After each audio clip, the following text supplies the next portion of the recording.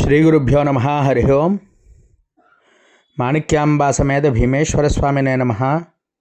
ఇప్పుడు మనం చూస్తున్నటువంటిది పార్వతీ సమేత సోమేశ్వర స్వామి వారి దేవస్థానం.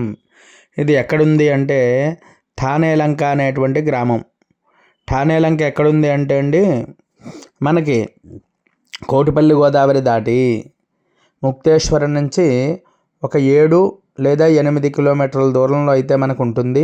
ఈ తొత్తరమూడి మీదుగా మనం వెళ్ళిపోయినట్లయితే ఠానేలంక అంటే ఎవరైనా చెప్తారు, అక్కడైతే మనకి ఈ దేవాలయం అయితే ఉంటుంది.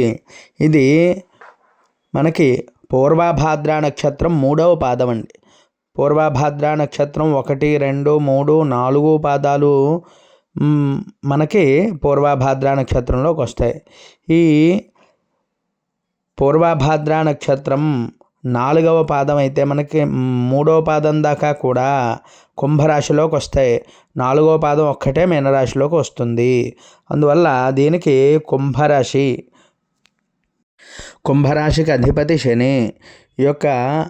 ఈ ముక్తేశ్వరుడు, సానిపల్లి లంక, అలాగే ముక్తేశ్వరుడు, అలాగే భ్రమరాంబా సమేత సోమేశ్వరుడు, పార్వతీ సోమేశ్వరుడు, ఈ 3 పాదాలు కూడా మనకి ఎవరైతే దర్శనం చేసుకుంటారో వారందరికీ కూడా కుంభరాశిలో ఉండేటువంటి దోషాలన్నీ కూడా తొలగిపోతాయి. అలాగే మనకి ఈ స్వామివారిని ఈ పాద నక్షత్రం కాబట్టి ప్రత్యేకంగా అందరూ కూడా ఈ నక్షత్ర జాతకులైతే దర్శనం చేసుకోవాలి. అలాగే స్వామివారిని దర్శనం చేసుకున్నట్లయితే ఈ యొక్క రాశ్యాత్తు ఉండేటువంటి దోషాలు, అలాగే నక్షత్రంలో ఉండేటువంటి పూర్వభాద్ర నక్షత్ర దోషాలు కూడా తొలగిపోతాయండి. గోచారవశాత్తు దోషాలు కూడా తొలగిపోతాయి. అందువల్ల పూర్వభాద్ర నక్షత్రానికి మరి ఎవరైతే జాతకులు ఉన్నారో వారందరూ కూడా పూర్వభాద్ర నక్షత్రాయ నమః. అలాగే స్వామివారు సోమేశ్వరుడు, పార్వతీ సోమేశ్వరాయ నమః, ఓం నమః శివాయ అంటూ ఈ యొక్క పంచాక్షరి జపాన్ని అయితే అందరూ కూడా ఆచరించండి. అలాగే మరి ఈ దేవాలయానికైతే విశేషం ఏమిటి అంటే అండి, పూర్వకాలంలో ఇక్కడ ఓ నంది తిరుగుతూ ఉండేది. తిరుగుడు నంది అంటే ఈ నందిని తిప్పుతూ ఉంటే ఎటైనా తిరుగుతూ ఉండేది.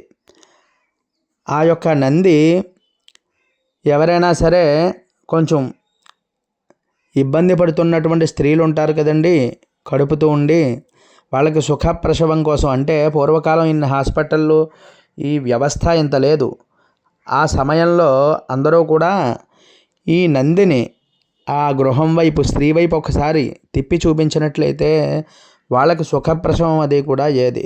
అందువల్ల ఈ యొక్క ఆలయానికైతే చాలా విశేషం ఉండేది. అంటే ఇక్కడ దర్శనం చేసుకున్నట్లయితే గర్భానికి సంబంధించినటువంటి దోషాలు కూడా తొలగిపోతాయి అని చెప్పి మనకి చెప్పబడుతోందండి. అలాగే స్వామివారిని ఒక్కసారి దర్శనం చేసుకోండి. నందీశ్వరుని కూడా నమస్కారం చేసుకోండి. నందీశ్వర నమస్తుభ్యం సాంబానంద ప్రదాయక మహాదేవస్య సేవార్థ మనజ్ఞాన్ ధాతుమర్హసి. మరి ఆ ధ్వజాన్ని చూపించాను మీకు, అలాగే చండీశ్వరుని చూపించాను, అలాగే నందీశ్వరుని చూశారు. ఇప్పుడు స్వామివారిని చూడండి. విశ్వేశ్వరాయ మహాదేవాయ త్రయంబకాయ త్రిపురాంతకాయ త్రికాగ్నికాలాయ కాలాగ్నిరుద్రాయ నీలకంఠాయ మృత్యుంజయాయ సర్వేశ్వరాయ సదాశివాయ శ్రీమన్మహాదేవాయ నమః. అందరూ కూడా వీలైన వారు తప్పకుండా వెళ్ళి దర్శనం చేసుకుని ధరించండి. అలాగే లేని వారైతే మన ఛానల్లో చూసి స్వామివారిని ప్రార్థన చేసుకోండి.